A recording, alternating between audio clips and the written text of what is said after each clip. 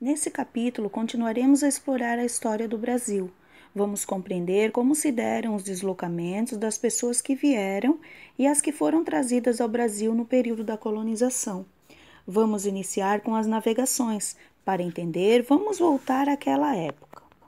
Imagine chegar a um lugar que não se sabia existir, encontrar animais, plantas desconhecidas, homens estranhos que andavam nus, eram canibais, como diziam os relatos da época. Imaginem a curiosidade que eles tinham. Se analisarmos um mapa antigo, vamos nos colocar há 500 anos atrás. Nem todos os lugares do mundo eram conhecidos naquela época. A Europa, o norte da África e a Ásia eram interligados. Apesar desses territórios não serem conhecidos por completo, eles eram interligados em relações comerciais. Os mapas representam um mundo diferente do que conhecemos na atualidade. Pouca coisa eles conheciam na época. O imaginário europeu concebia um mundo repleto de perigos e medos, entre eles abismos gigantescos, plantas que engoliam embarcações e monstros. Com as navegações e as descobertas da época, eles superaram essas crenças e descobriram que nos locais desconhecidos haviam diferentes povos e diferentes culturas. Nós vimos no capítulo passado que os primeiros seres humanos se mudavam muito, mas mesmo depois de se tornarem sedentários, também houveram migrações. Eles corriam em busca de território e para a troca de produtos. Esse deslocamento relacionado ao comércio os fez buscar novas rotas para adquirirem os produtos desejados. Foi então que surgiram as grandes navegações, ou seja, empreendimentos marítimos dos portugueses. Então levou a eles estabelecerem contatos com novos povos e culturas distintas e possibilitou também o deslocamento de plantas e animais. No entanto, a navegação no chamado Mar Tenebroso, o Oceano Atlântico, não foi fácil. Muitos perigos e desafios precisavam ser enfrentados, pois imaginavam que o Atlântico era habitado por monstros marítimos e nele haviam gigantescos abismos onde as embarcações poderiam cair. Mas se esses elementos faziam parte do imaginário, por outro lado, os ventos fortes, as ondas gigantescas e as tempestades eram bem reais e causaram muitos naufrágios e mortes.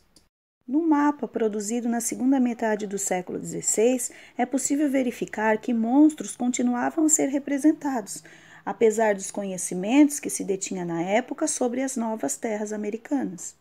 As viagens marítimas ocorridas no século XV e XVI iniciaram por portugueses, pois buscavam uma nova rota para as Índias.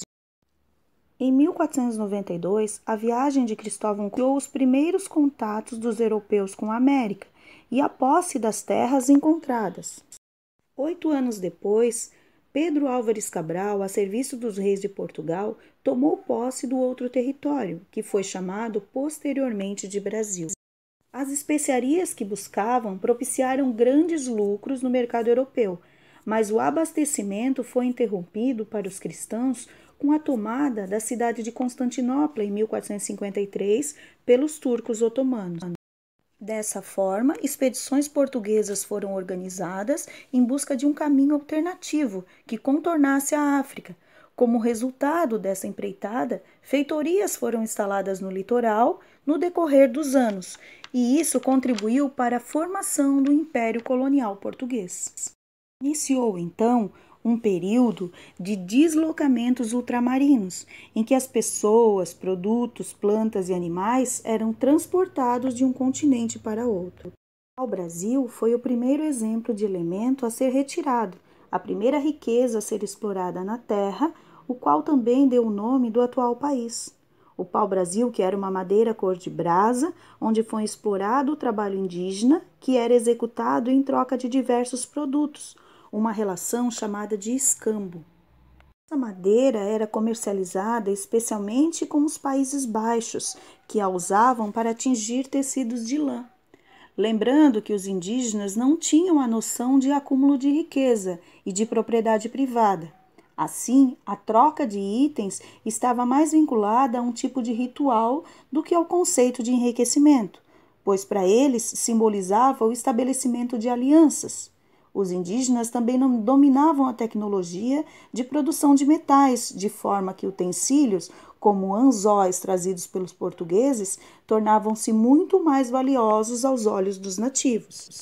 Então, vamos pegar a nossa apostila lá na página 3 de História e responder aquelas questões. Ali vocês precisam olhar o mapa dessa página e interpretá-lo. Na página 4, as atividades também pedem outra leitura de imagem. Já na página 5, vamos até o material de apoio recortar os integrantes e os objetos que vinham na caravela. E sobre a chegada dos portugueses, vamos continuar com a leitura e interpretação de imagem nessas atividades propostas. Bons estudos! Ah, não esqueçam de postar a foto da atividade realizada. Um grande beijo e até!